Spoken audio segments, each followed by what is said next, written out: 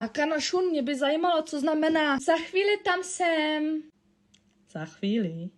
A za jakou chvíli, prosím tě, počkej, musím si to líp nastavit, ať na mě líp vidíš. Za jakou chvíli, prosím tě? Však ty ležíš v posteli, ještě nemáš nalepené řasy, vlasy jak smeták, ty jdeš maximálně do koupelky, ale ne za mnou, mričaj. Tvoje chvíle je delší, než když řeknou v Kauflandu, že otevírají druhou kasu a já už hotová, nalíčená, upravená, župan vyžehlený, navoněná, čekám na tebe a ty teprve hledáš ponožky, jednu máš v kuchyni, jednu máš na sušáku na balkóně a ty už si na cestě ke mně, jo. Já ti volám, tam se tě, kde jsi a ty mi řekneš, už jsem na cestě, za chvíli budu u tebe, kde u mě, prosím tě, když já v pozadí slyším televizi, jak tam hraje Nespoutaný anděl a odklepáváš si cigaretu do popelníka, kde?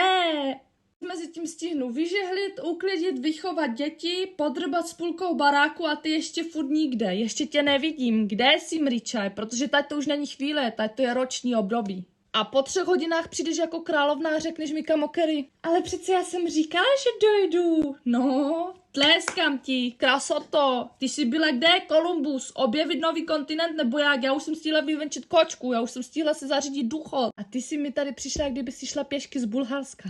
Takže když tobě někdo řekne, že za chvíli tam bude, tak počítej s tou chvíli, že bude dlouhé jako soudní jednání, to i autobus přijde na čas. Mavka.